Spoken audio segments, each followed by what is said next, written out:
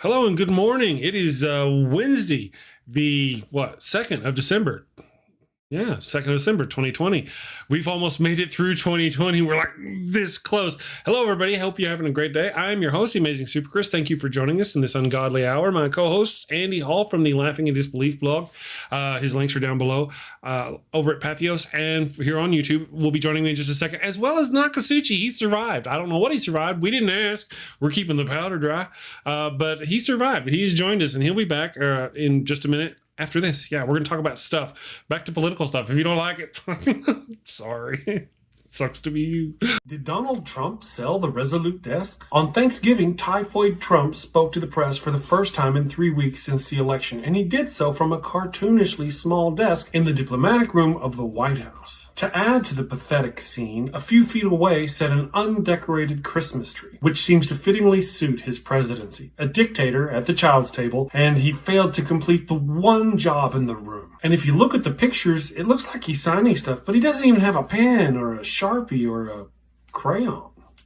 But why did he take questions from such a small desk? Did he steal and sell the Resolute desk in a desperate attempt to get more coin over to Deutsche Bank for his puppet master Putin? Just kidding. We all know he wouldn't really do such a thing, just like he wouldn't really call for the arrest of his political opponents or openly try to subvert our democracy. That's just crazy talk. Maybe someone should check on the Resolute desk. All right. Good morning, everyone. Thank you for joining us. Hi, Andy. I hope y'all like it's one of my shorts. I've been making some shorts on YouTube, and I decided, I thought I'd run them for some commercials. I'll probably run some of Andy's in the future. I'm just kind of getting around to, doing stuff. So, I hope y'all enjoyed that. Andy and Nokasuchi are here today. Andy, how you doing, buddy? I've been up early and productive at the same time. I had this great, I have documentary evidence in terms of YouTube video live stream. I was talking with Jonathan M.S. Pierce, who's been on our channel, of course, here on election night. And he's a blogger over at Tipping Philosopher on Patheos. And he has beef with William Lane Craig, noted apologist, Christian apologist. William Lane Craig dedicated a full episode of his podcast to mischaracterize Jonathan Pierce. And so Jonathan Pierce and I sat down this morning at 7 a.m. I don't know how many of y'all are still here who happened to see that podcast at 7. I mean, that show at 7, and now we're here at 9. But if you haven't seen the conversation, it was really good.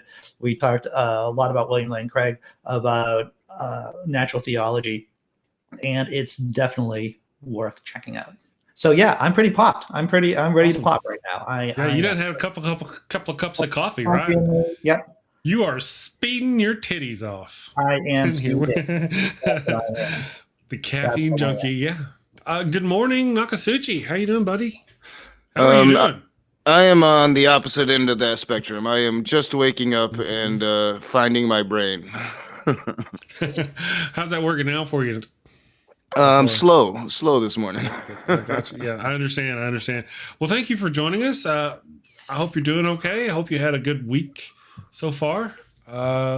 It's been one of those weeks. There was the politics. There's just craziness going on in the political world, and it's hard not to address those things. I'm not going to avoid it though, because it's fun. I want to say hello to everybody in the chat. Thank you all for joining us on the 3 YouTube channels, as well as the Facebook page, Twitch, Twitter, the Daily Atheist Morning Show podcast live. All you wonderful people who are joining us. Oh, and Discord. If you're into Discord, I'm doing the Discord thing. I'm into Discord. And it works. You are into Discord? And chaos. Primarily chaos. Yeah, I understand. Gotcha. So if you're into that sort of thing, I've got that going too. So thank you all for joining us this morning. I hope you're having a great week so far. It is Hump Day, the day of humps. There's been some craziness, we predicted this, did we not? I think we predicted this on the show. Donald Trump is talked about pardoning his children, Jared Kushner and Rudy Giuliani. Pourquoi? Why would he want to do that?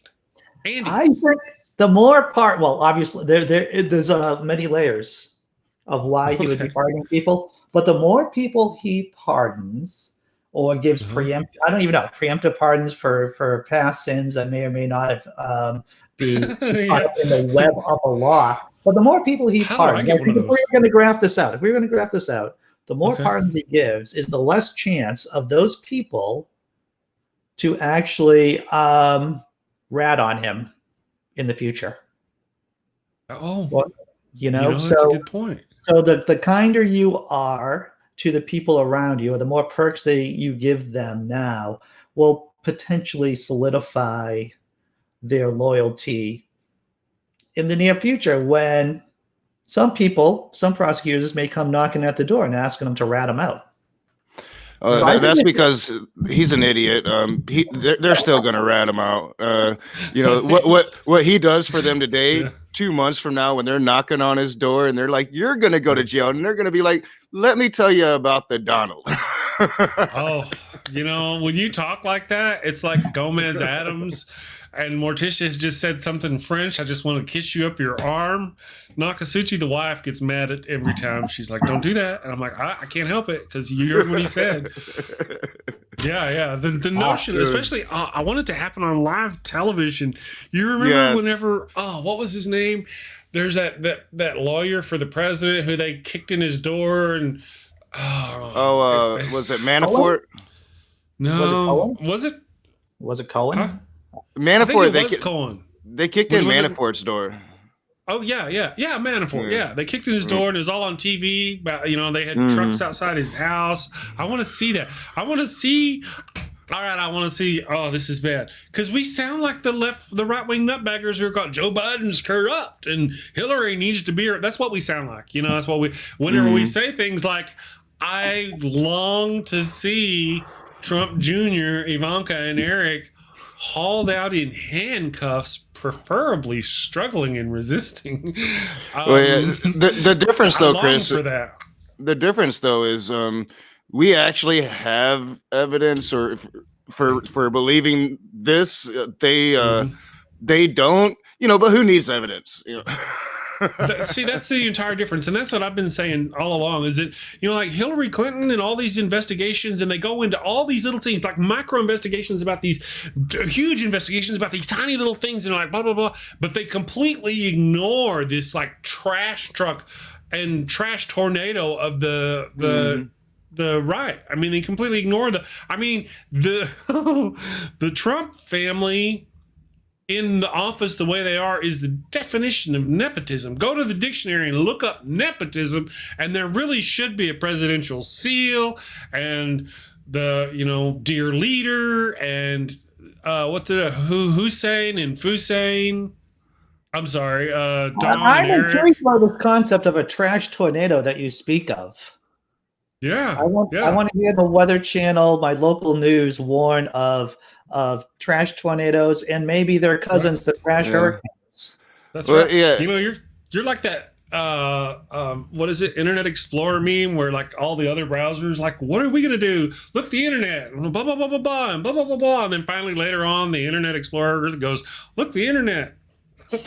Yeah, well, it's that post-truth era that I've been talking about the last few weeks. Yeah. We literally have Donald Trump live on TV, looking in the camera, saying, "Russia, if you hear me, please help me." And then we say he was working with Russia, and they're like, "Fake news." Joe Biden has sex with 2-year-olds. I'm like, what? Right. That's exactly the part. The whole message of the GOP has become, and now they always were a little bit, but they have absolutely become the party of hypocrisy, the party of lies, the party of poo flinging. I mean, if they're flinging poo about something, now wait, did somebody accuse Joe Biden? Did somebody on the right accuse Joe Biden of doing something with a little kid? Because if that person did, you need to go ask all the little kids around that person if that accusatory person has done anything to them. Because that's just how the right is. Just as soon as they accuse something of, okay, go ahead. Tell me. They use pictures of him kissing his granddaughter to say that he is doing these things. Yeah, I got you. That's understood.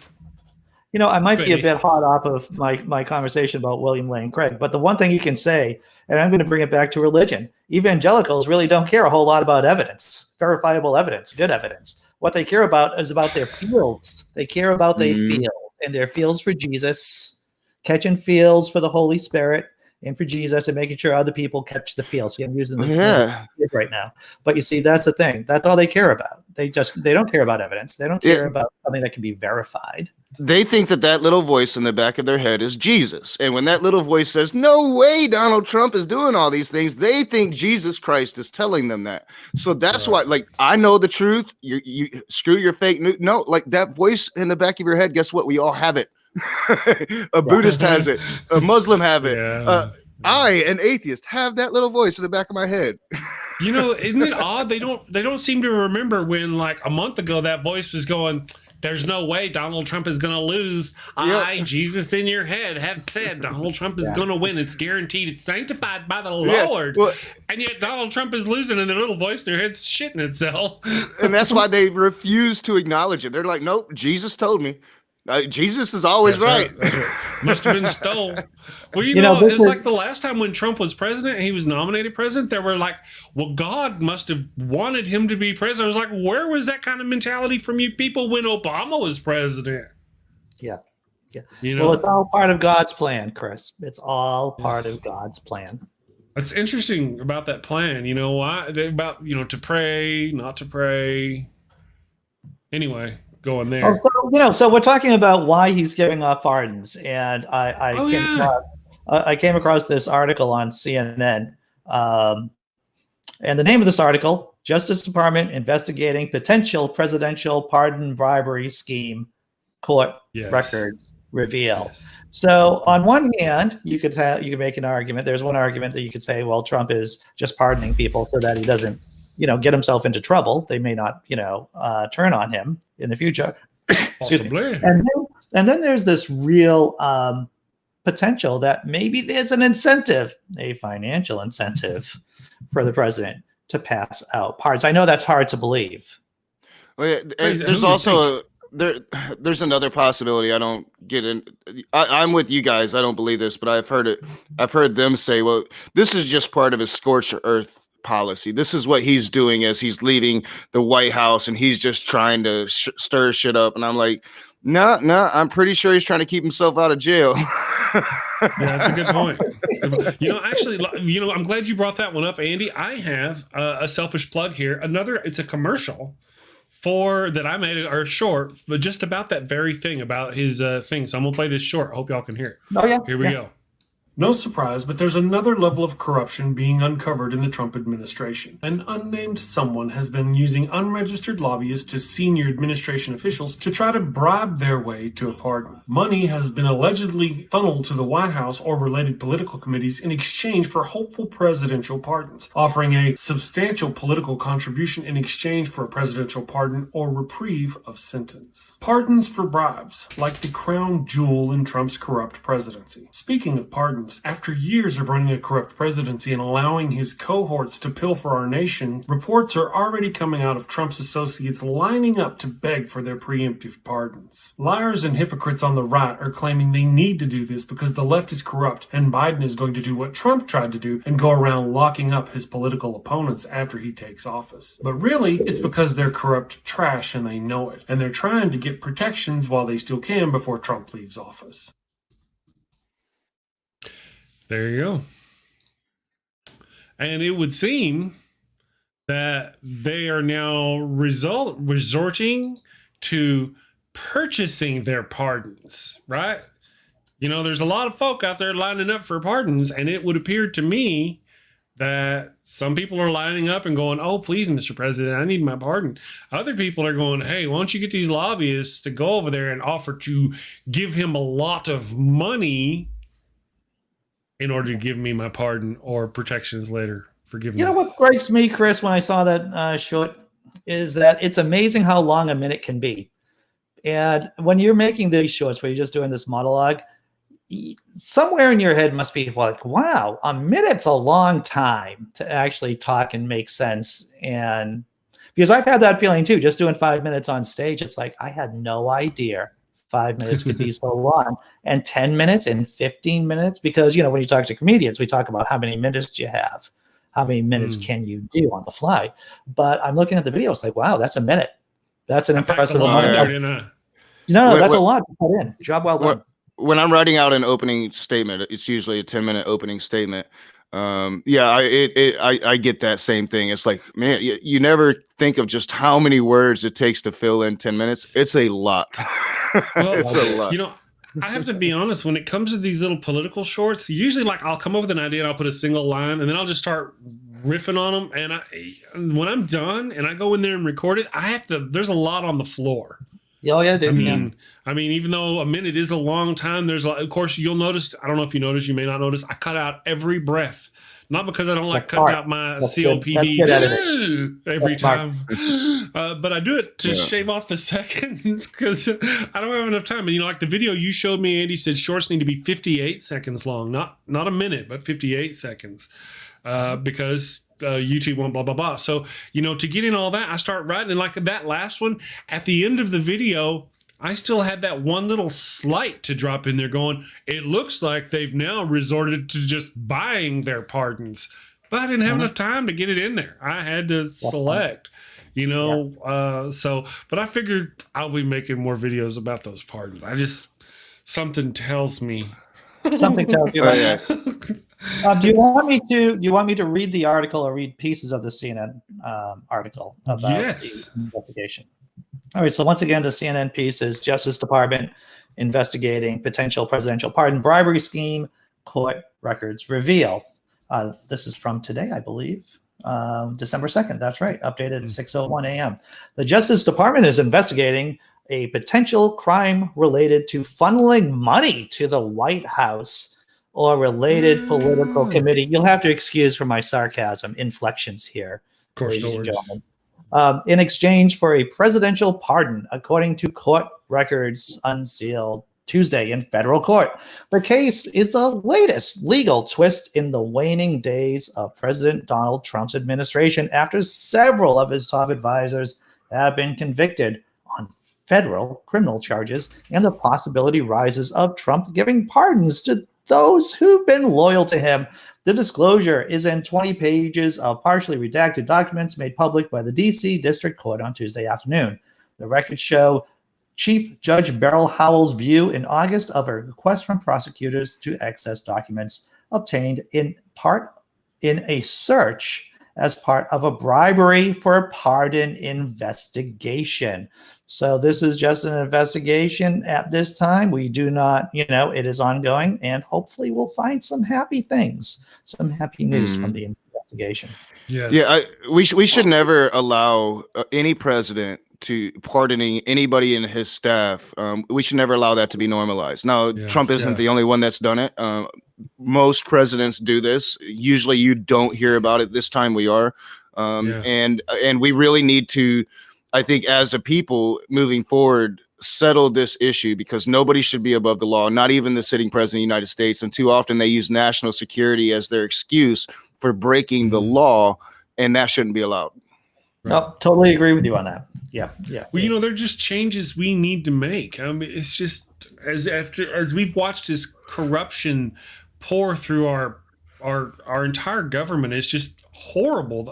Can you imagine if this had happened back in the 70s or 80s when we didn't have all the people monitoring the way we do now? The watchdogs, all the people. I couldn't imagine it, Chris. Donald Trump being president in the 80s. He would have. We'd be in a monarch at this point. We nearly missed it this time. There was at least some kind of control placed on our oligarchy, or at least on the 1% or those in power, by being in direct competition with the Soviet Union. It's an unpleasant thought, because it rises some implication. It brings up some implications about our species in general, that without an existential threat to our destruction, the 1% or the people who have power in this country will just start grabbing power as much as humanly possible. Mm-hmm. Oh yeah, and it's all a land grab. I mean, scientists are calling for a mini ice age by the year 2030. The world is about to get a lot worse. We think 2020 has been bad. It's just going to get worse and worse. So yeah, this is all a land grab. It's all a power grab. And yeah, the oligarchs are pit off against each other. Who can get the most? Well, at least back in the 60s and 70s and 80s, whenever we had like Nixon and stuff, Nixon, at the very least, he was corrupt, but he was on our side. He wasn't working for Khrushchev. Trying to destroy our nation. He wasn't undermining every aspect of our nation. At least you got to give him that. And he was corrupt, but he still did great things. Like his talks with the Chinese. Yeah, but that's what I'm saying. Like at least you had like a counterbalance of it. You had him doing the really horrible, but then he did some great things. With Trump, it's just been horrible. There's been no great there. Right. But notice even after he was impeached, the bad things that he didn't go away. Like the war on drugs and things like that, they didn't go away. But anything that he did during his office either took a long time to get out, or we still live with now. How is that going to work with Trump? What kind of stones does Biden going to have to get? Well, you know what? We don't want to go into that conversation. We've had that conversation right now. I'd like to, if we can, keep it focused on the criminal family, the Trump crime family, their pardons, Rudy Giuliani's pardon. I do want to punch in these last two paragraphs from the article. Okay. Trump has granted 29 pardons and commuted 16 people sentences during his presidency, according to the U.S. Pardon Attorney's Office. Several of those have gone to people close to the president or whose names would make a splash, including the 19th century suffragist Susan B. Anthony. Good job. And of course, we can't forget the former Illinois governor, Rod Blagojevich. Oh man, that guy. Yeah. His friend from The Apprentice. That happened. Bush era advisor Scooty Libby and longtime political advisor Roger Stone, who lied to Congress to protect Trump's efforts in 2016. Wait, I feel like I'm at the end of this infomercial. Wait, there's more. But wait, just there's more. Week, Trump pardoned his former national security advisor, Michael Flynn, for lying to the FBI, undisclosed lobbying for Turkey, and the waterfront of potential related crimes that Flynn could have faced in the future. So you talk about... Could you just reiterate those crimes for me again? Just one more time, if you don't mind. Well, lying to the FBI, undisclosed lobbying for Turkey. Those, and the rest we know about. I got you. And the cavalcade of other crimes. For those who are curious, Andy, what did he lie to the FBI about? Man, that guy was Michael Flynn's brain is just a bag I'll tell you, he lied about Trump's administration's relationship with Russia between the time Trump won the election and whenever Trump took office. This time period now, some things were going on with Russia that Trump didn't want people to know about. Michael Flynn lied to the FBI about it. Just to clarify, for those of you out there who are always like, you keep bringing up Russia and Russia and Russia. It's like China. Biden's relationship with China and blah, blah, blah. They bring it up on the right as though it's something, but really it's horribly tiny. I mean, most of it isn't even about him. It's about somebody else. I know there is something, right? But look at Ivanka. Ivanka Trump. After the election, she got in there and they remove some kind of sanction on China, and suddenly Ivanka Trump's new line of Chinese makeup goes out, or her new shoes go out all of a sudden. The Chinese government. She got hundreds of new patents immediately after him taking office, without a doubt. This quid pro quo between them and quo pro. Yeah, between, right? So there's just a lot going on there. There's a lot. Yeah. Well, and people shouldn't stop talking about Russia. And lefties that are out there that are saying we shouldn't to stop beating that drum. Beat that drum. Did you never believe it in the first place? Because the evidence is substantial. Mueller would have arrested Donald Trump if he had been any other person, if he had not been the sitting president of the United States. This thing happened, and the moment we stop talking about it means it'll happen again.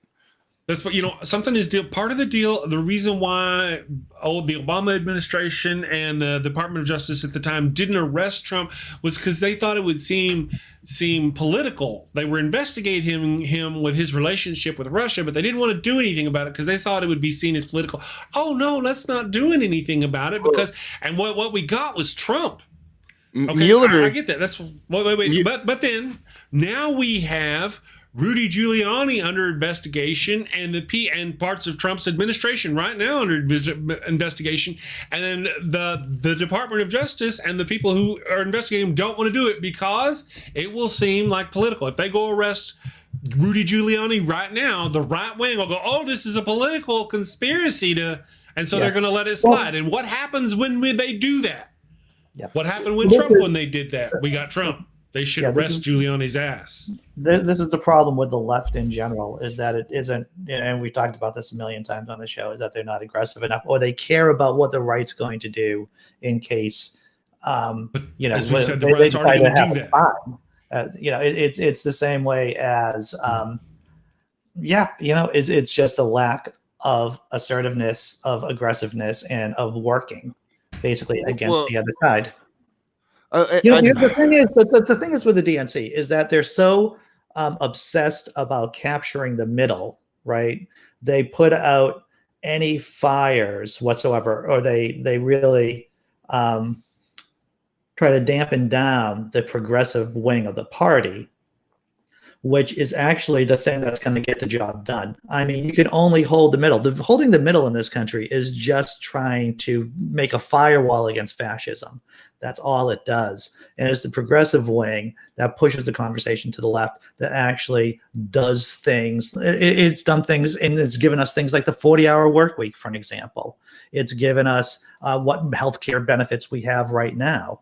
And the DNC shouldn't be so obsessed about capturing the middle at the expense of silencing progressives or trying to keep progressives down.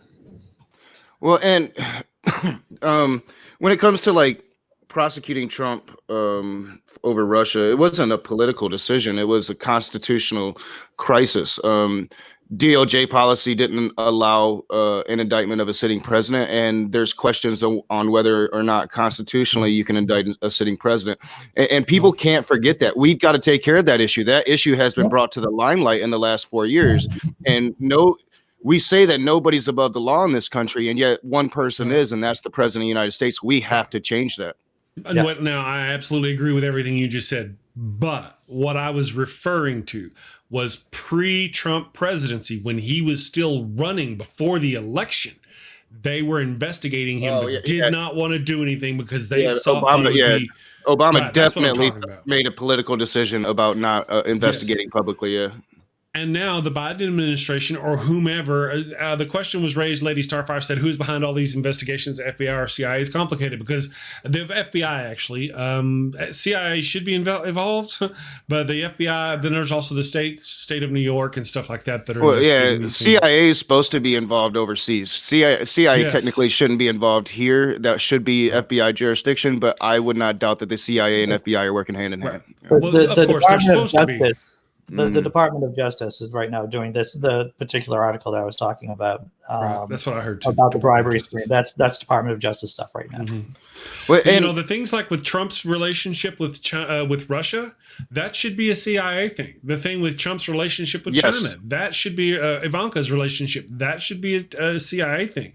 If Biden had a relationship with whoever those little people were, I can't even remember them, but whatever got him impeached, if he had that relationship, then that should be, the CIA should be looking into that.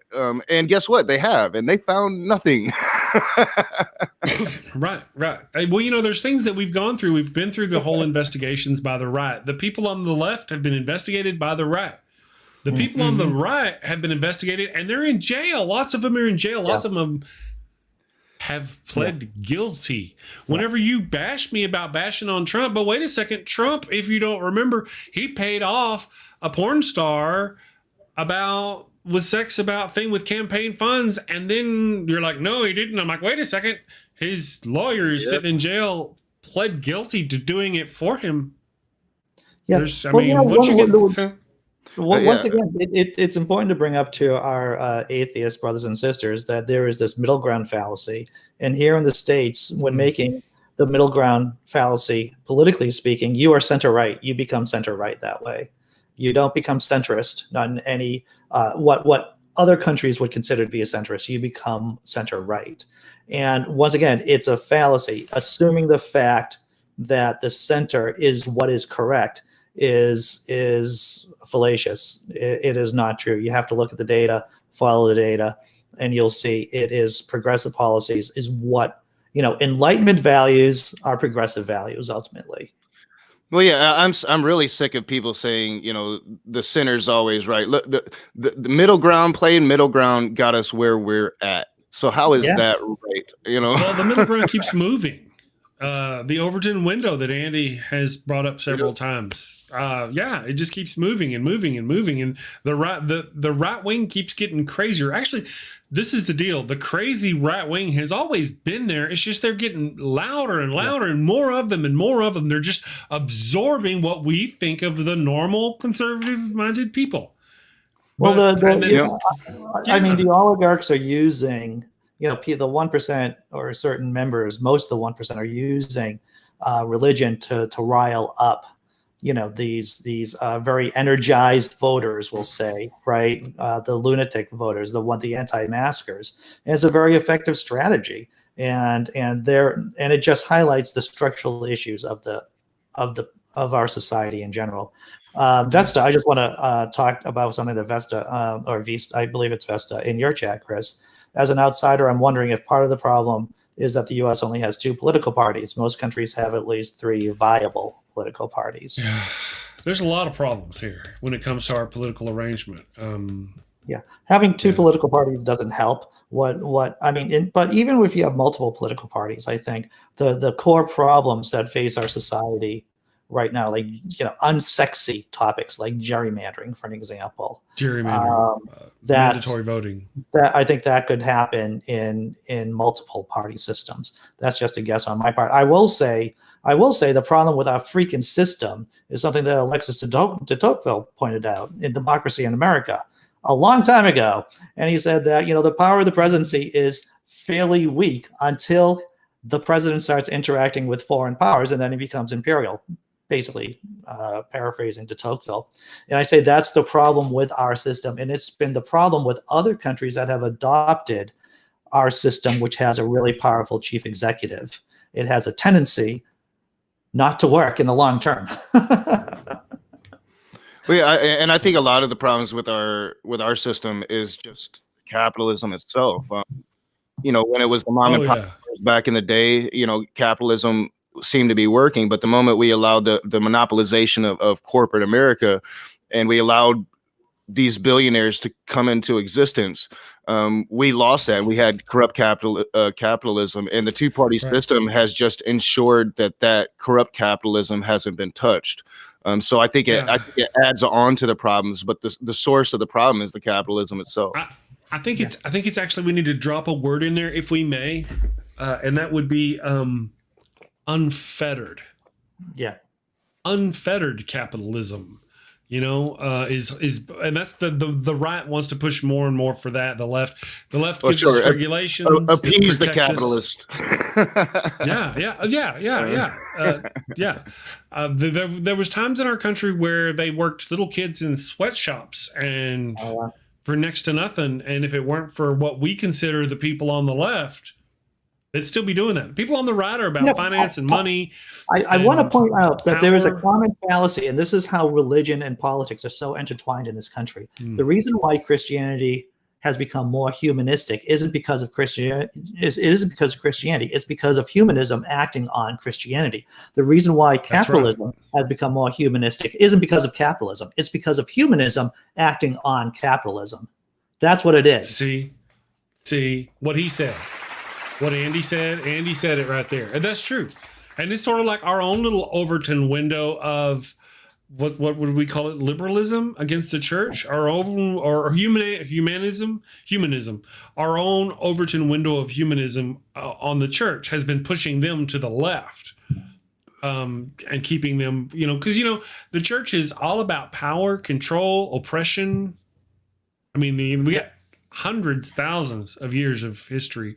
It don't matter which church, pick a church. It don't matter.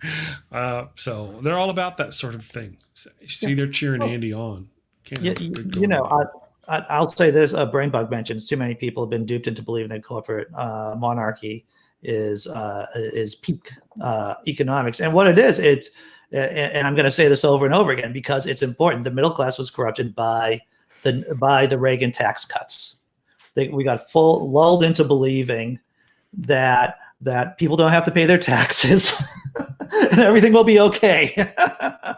And that's how the middle class in this country got corrupted. It got corrupted because they got a little bit more money in their paychecks.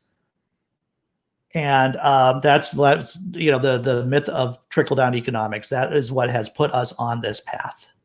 Away from the New Deal into this oligarchy, third world country that we're living in right now. Yeah, I agree with that. If you look at it, when the trickle down economics exploded, we had Bill Clinton come in and fixed it, and Bill Clinton was very popular. And if you haven't studied American history, you don't know what Newt Gingrich and the Republicans did to Clinton. You need to go look at it because they pretty much started the foundations of the Tea Party movement.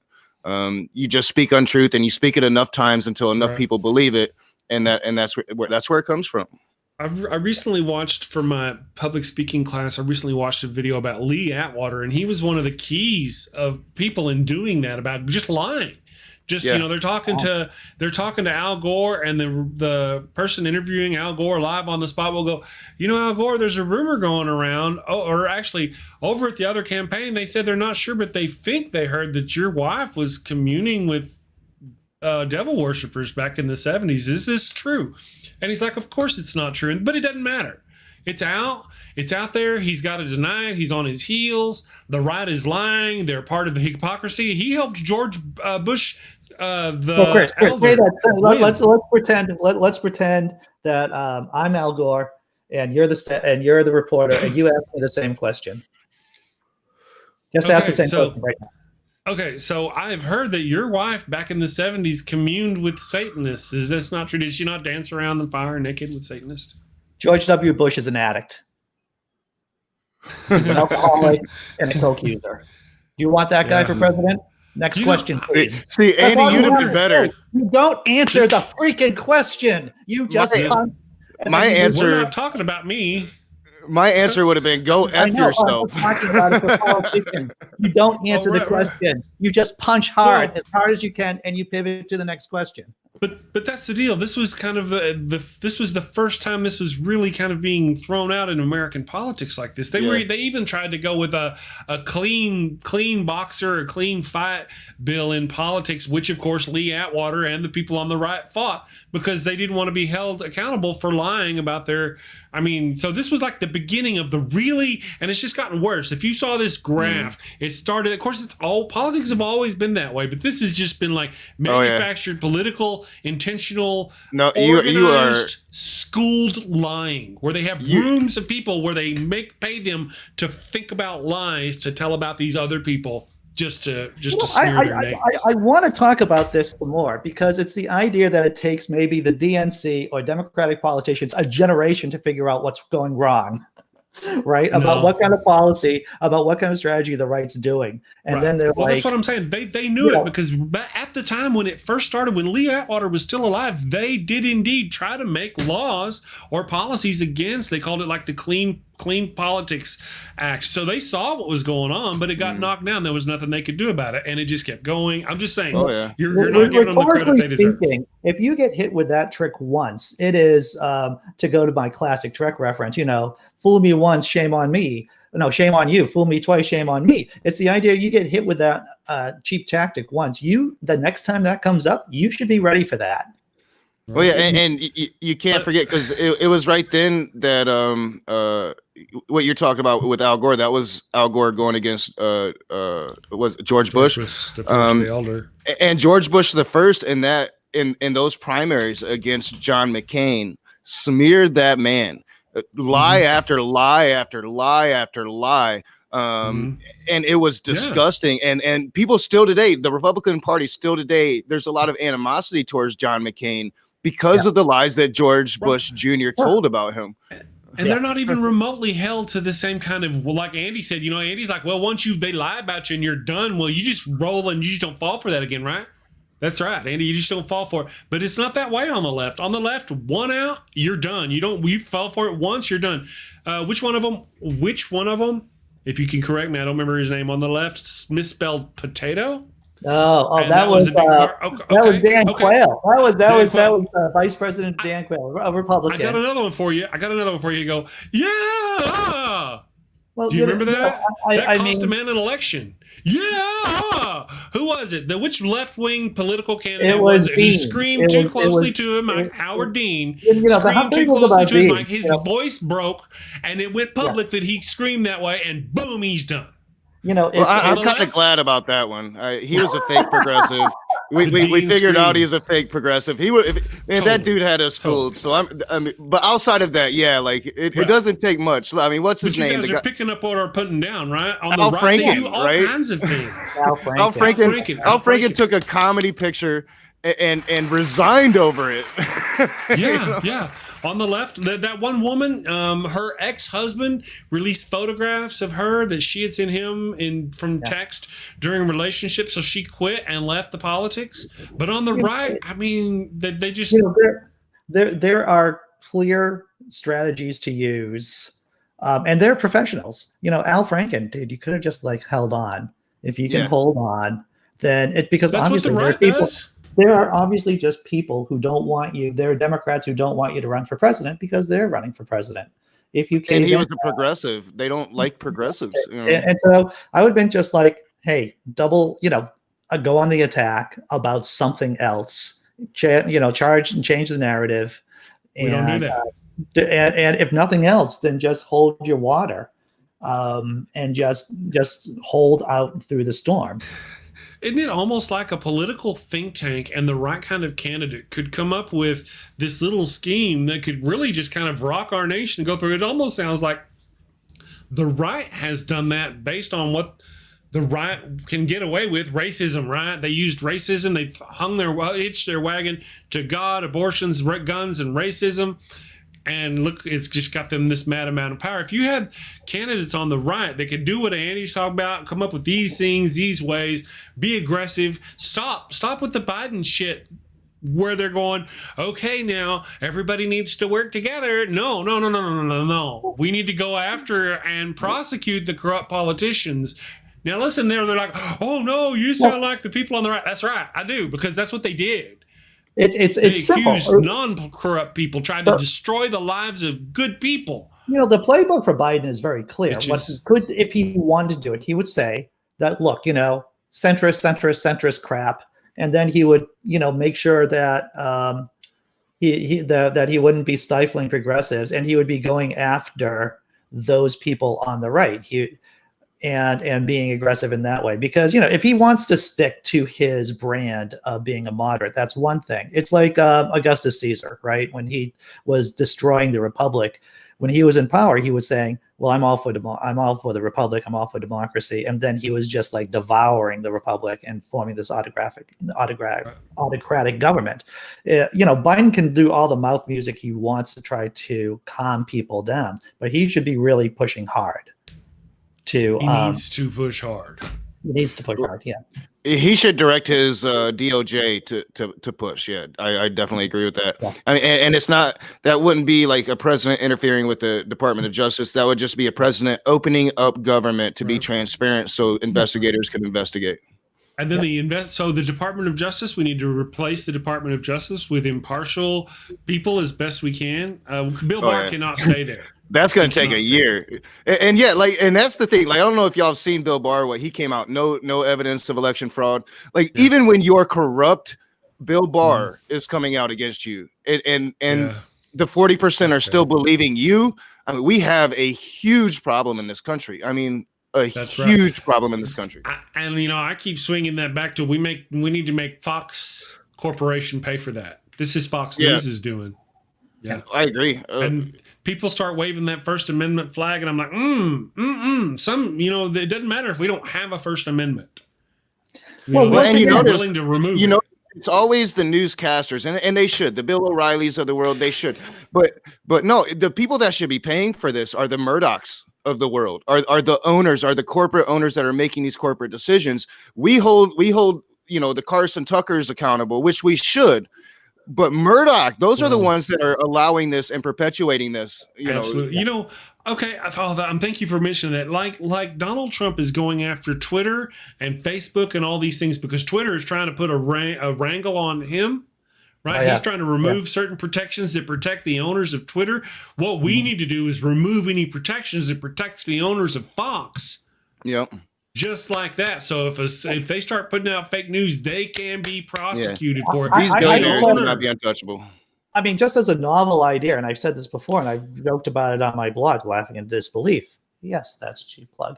Is that if your editorial staff, i.e. Tucker Carlson and other people who editorialize and have entire shows, and if they say in court, at the very least, they are saying in court that they are nothing but entertainment, that this is an entertainment show, then there should be a disclaimer. There should be a disclaimer before and after every commercial break. Tucker Carlson, not news. Tucker Carlson, entertainment purposes only. Tucker Carlson, his facts aren't facts. Because if you're saying that, if you're like Alex Jones and you're saying in court that, hey, no one should really take me seriously, then guess what? Maybe there should be disclaimers stating no one should take this guy seriously. No one should take this person seriously. Just a humble proposal on my part. And I don't really even get it. Like, how that's an excuse, right? Like, all right, so if you're a comedian, that's one thing. And we know we can see we're not taking you seriously, but these people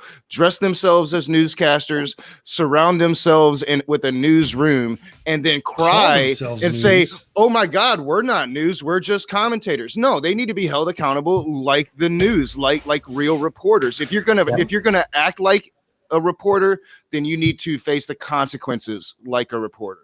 Yeah. Right. But they've done clear and obvious damage to our nation. When we start talking about that percentage of people who, wow, how can you believe that they believe this, even though Trump's own cohorts are now coming out and saying these things are not true? Well, because of Fox News, because of the lies. They've been pumped for years and years and years. I know, Junk Shop Library. And now they're pushing out lies so crazy that even Fox News is still perpetuating them, but they're taking a couple steps back. Like, hold up, dude, wait a minute, this is going to get us in trouble. So what is Trump doing? He's like, Fox News is CNN now. Go to OAN. Go to Newsmax. Right. Well, it's crazy. I mentioned this on my conversation with Jonathan Pierce at 7:00. Is that the Fox News is encountering the same problem the NRA faced years ago. The NRA had a very moderate message in terms of gun rights. And then they had all these smaller groups that were biting on their style and becoming more radical and getting a lot of members from the NRA. So the NRA had a choice. They were either going to become more radical or irrelevant. So Fox News has that same issue right now. They are either we're going to have to become more radical or we're going to become irrelevant and lose our viewers to Newsmax OAN. That's the choice that they have right now. Yeah, I somehow wish we could make them responsible, like we were talking about. I don't know how that could happen, but that's what we need to do. I come up with the brilliant ideas. I'm like, oh, this is a brilliant idea. I'm like, Nokasuchi, how do we make that happen? You figure out the legalities of it. I'm gonna go over and sleep. Well, I think the right place to start is to actually, like I've said before, stack the Senate. You gotta if Puerto Rico wants to be a state, which the last non-binding referendum states that a majority of them do, then they should become a state. That's two blue senators in the Senate. DC should become a state. That's another two blue Senate seats. Right now, Donald Trump is trying to tell people not to go vote. That we need to cancel that new election, the Georgia election. I just typed it out in my side chat. It's simple libel laws. You just take away their ability to basically lie. We were talking about it on this channel, I think last week sometime. We write 1,000 new laws a year. Like, we have too many laws in this country, and too many ways and too many loopholes for people that have means and money to break the law. If you're going to pose as a reporter, you don't get to claim entertainment. You get to be held accountable like a reporter. It's simple. It's very simple. Very true. Good morning, Crone22. Long time no see. I hope you're doing wonderful. Thank you for joining us this morning. We got about 10 minutes left. We're going to start wrapping it up here. We were talking about, for those of you who are just catching up, Trump is he's asking questions about pardoning his kids, and that's my understanding. Now, here, this is the thing. I'm gonna make a video about this later. The conversation. Here's the conversation in my head. I hear them asking, "Okay, listen. If I give them a pardon, what does it protect them from? Who does it protect them from? And who can still come after them?" This, whenever people are like, Trump is sniffing around for a pardon, he can already pardon them in his mind. The questions he's asking is, what's that going to get him? That's my thinking. Yeah, well, and that's the questions I have is, how wide ranging, because I hear a presidential pardon is really powerful. Like you are pretty much good. Yeah. But how wide ranging is that? Is that delegated to specific crimes? I don't know. Like I'm really interested to find out, are they still culpable at a state level? Because I've heard that, so this is something that I really need to gain more knowledge on, because and we've never really been in these territories really before. So we've never really had to really look at this. So this is something that I'm going to have to really look at.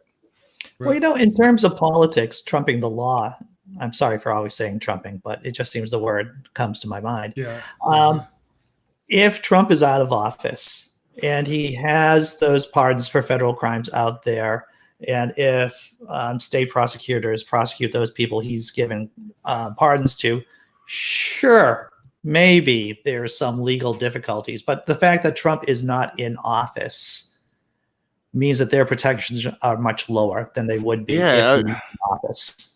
I mean, it would seem to me like you would have to have a very focused pardon. You can't have just like this wide range, like, this blanket pardon. Yeah, you're good for the rest of your life. Just become a serial killer now. It doesn't seem. Are you saying that there's a problem? Are you saying that there's a problem with a system that absolves all sins all at once, regardless of what may be? Well, I think the way it's actually working is it'll be one of those situations where it'll be were you a serial killer during the 4 years you worked as the presidency? If you were, without a doubt, you are absolved because he pardoned you for that. You are federally absolved. So if you carried bodies across state lines, they can't prosecute you for that. The states can still prosecute you for murdering people, but if you carried bodies across state line, the federal government can't. The FBI can't prosecute. Do you think? Wow, you just blew my mind, Chris. Do you think that this is about future civil lawsuits for the deaths that they have caused during this pandemic? They're probably not worried about Biden at all. Yeah. This is about money, future money, about protecting themselves. Yes. I've been saying they need to be prosecuted mind on blown. A criminal level. What's that? Yeah. I'm mind blown. Like I never thought of it along those lines. Yeah. There's a bunch of people lining up for civil lawsuits, I'm sure. 250,000 families are probably you don't itching. Have the same burden of proof for civil lawsuits that you do in criminal court. Yeah, right. But the question is it also whether there's will a presidential pardon forgive someone for criminal murder charges? I think so. I don't know. Well, we have. Has it been applied? I mean, like Newt Gingrich, or which one? Those ones who've gotten the pardons in the past, it was like corruption. They were always corrupt. Nobody was physically killed. Well, and that's the thing, the Grigorievich thing that Andy mentioned earlier. Here is one of those. Here's one of those corrupt Democrats, right? Like he was an actual corrupt Democrat. Trump don't hate him. Trump gave him a pardon. It's corruption. There's this anyway. Well, once again, Trump isn't pro-Republican. He's pro-corruption. He's pro-corruption. Yes, that's kind of where. Thank you for that. Yes. And pro-ego stroking. Yes. He's really big on that too. So, all right, guys, I'm going to go ahead and wrap it up. Thank you, Andy Hall. Thank you, Nokasuchi. But don't run off, people who watch. I'm going to run one of our new commercials here this morning. Thank you all for joining us. Andy, you got any shows coming up today? Well, I did that show at 7 a.m. I'll say it again. If you want to check out Jonathan M.S. Pierce talk about William Lane Craig, it was a good discussion about about natural theology, the problem with apologetics, about the particular brand of apologetics that Mr. William Lane Craig does. And we had a lot of fun doing it. Cheap jokes thrown in there, entertaining, you'll have some laughs, and you'll learn stuff. Gotcha. How about you, Nokasuchi? You got anything going on? You got a stream, don't you? Oh, yeah. I have my open room tonight at 7 p.m. Eastern. Going to try to keep it on theology. I forgot to drop a video last night because I played The Sims instead. So yeah, I'm a dork. So I'm going to drop a video at noon, and I'm trying to set up my first real debate on the channel for tomorrow night. So yeah, lots going on. Gotcha. Excellent. All right, guys, I'm going to wrap it up. Thank you to everybody in the chat. You are just wonderful and amazing. Facebook, YouTube, Twitch, Twitter, the Daily Atheist Morning Show live stream, Discord. You guys are all wonderful. Check out this commercial, and we will see you tomorrow. It's I made it. It was me. Did Donald Trump sell the Resolute desk? On Thanksgiving, Typhoid Trump spoke to the press for the first time in 3 weeks since the election, and he did so from a cartoonishly small desk in the diplomatic room of the White House. To add to the pathetic scene, a few feet away sat an undecorated Christmas tree, which seems to fittingly suit his presidency. A dictator at the child's table, and he failed to complete the one job in the room. And if you look at the pictures, it looks like he's signing stuff, but he doesn't even have a pen or a Sharpie or a crayon. But why did he take questions from such a small desk? Did he steal and sell the Resolute desk in a desperate attempt to get more coin over to Deutsche Bank for his puppet master Putin? Just kidding. We all know he wouldn't really do such a thing, just like he wouldn't really call for the arrest of his political opponents or openly try to subvert our democracy. That's just crazy talk. Maybe someone should check on the Resolute desk. Thank you for watching the show. A special shout out to my gold level Patreon supporters, Cindy Plaza and Ian Davenport. Thank you and have a great day.